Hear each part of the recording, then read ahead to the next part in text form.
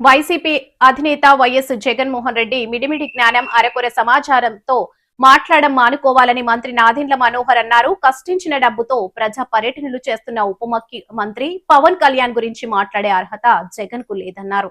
ఈరోజు ఆంధ్రప్రదేశ్ మాజీ ముఖ్యమంత్రి జగన్మోహన్ రెడ్డి గారు పత్రికా విలేకరులతోటి సుదీర్ఘమైన ఒక ప్రెస్ కాన్ఫరెన్స్ ఏర్పాటు చేసి కొన్ని అభ్యంతరకరమైన విషయాలు, అదేవిధంగా ప్రభుత్వం పైన ఆయన చేసిన విమర్శలకి ఖచ్చితంగా ప్రజలకు అందించే విధంగా సమాచారం ఒక బాధ్యతతోటి ఈరోజు నేను ముందుగా ఈ పత్రికా సమావేశం ఏర్పాటు చేశాను. మా పౌర సరఫరాల శాఖకు సంబంధించిన రెండు ముఖ్య అంశాలు. ఒకటి, దీపం పథకం కింద రాష్ట్ర వ్యాప్తంగా ఒక అద్భుతంగా పారదర్శకంగా జరుగుతున్న కార్యక్రమం గురించి ప్రజల్ని తప్పుదారి తీసుకెళ్లే విధంగా జగన్మోహన్ రెడ్డి గారు మాట్లాడారు. 2024 జూన్లో మా ప్రభుత్వం ఏర్పడిన తర్వాత గౌరవ ముఖ్యమంత్రి గారు, అదేవిధంగా గౌరవ ఉప ముఖ్యమంత్రి గారు దీపావళికి 2 రోజుల ముందు సమావేశాలు ఏర్పాటు చేసి రాష్ట్ర వ్యాప్తంగా దీపం పథకం సూపర్ 6లో భాగంగా మేము ప్రారంభించాం.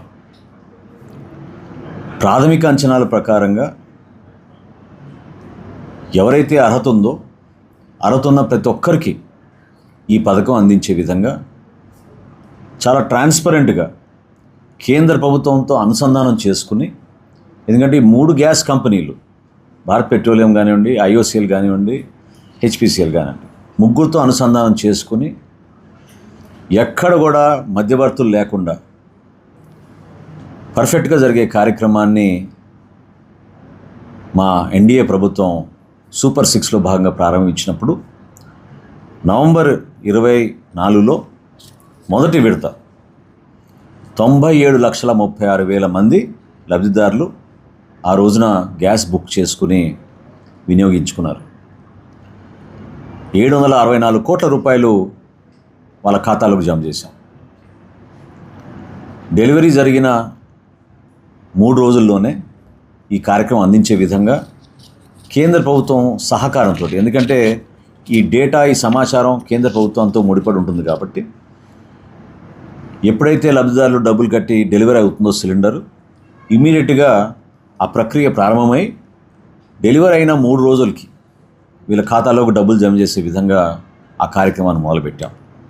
విజయవంతంగా ఇప్పటి వరకు 4 విడతలు పూర్తి చేశాం.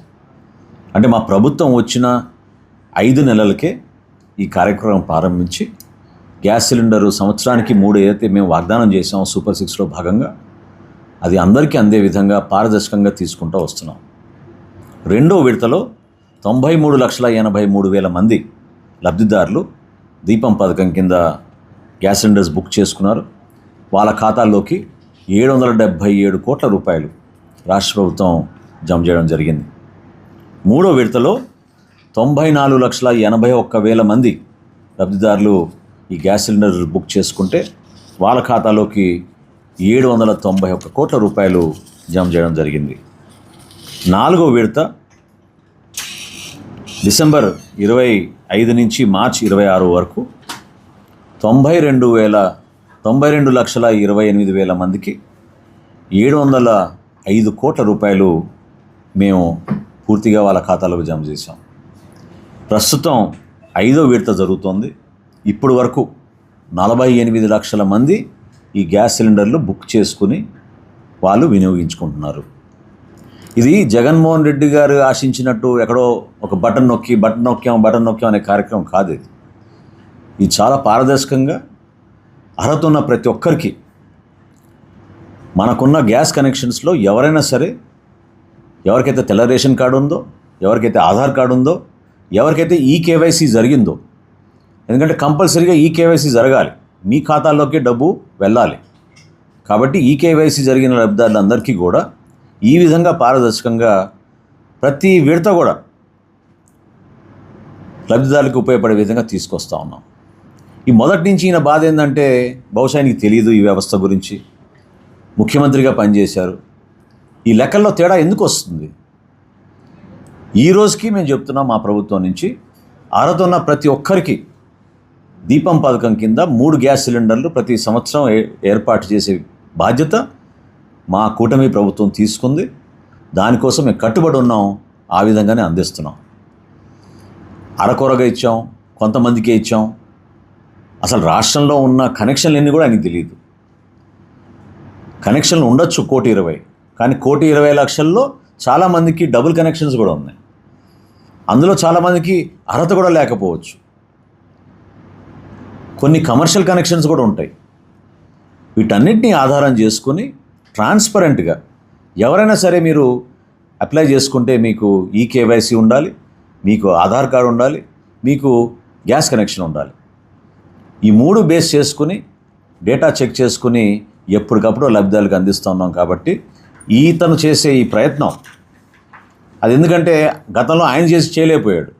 వైఎస్ఆర్సీపీ పార్టీ కానీ జగన్మోహన్ రెడ్డి కానీ ఓ ముఖ్యమంత్రిగా ఆయన చేయలేకపోయారు. ఒక స్ఫూర్తిదాయకంగా డొక్కా సీతమ్మ గారి నామకరణతోటి రాష్ట్ర వ్యాప్తంగా కనీవిని ఎరగని రీతిలో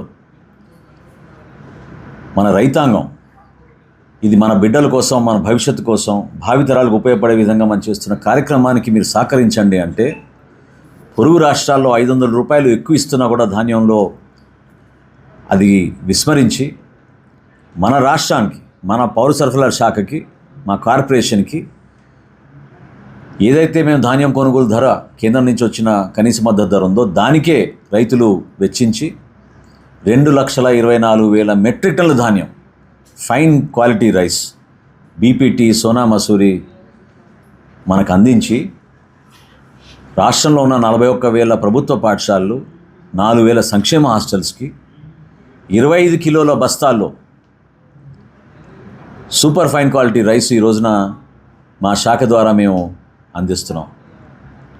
ప్రతి బస్తాకి క్యూఆర్ ట్యాగ్ ఉంటుంది.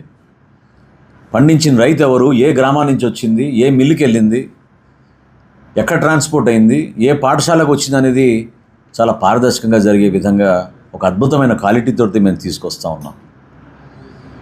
దానిపైన కూడా ఆయనకి అవగాహన లేకుండా కనీసం విమర్శలు చేస్తూ ఉన్నారు.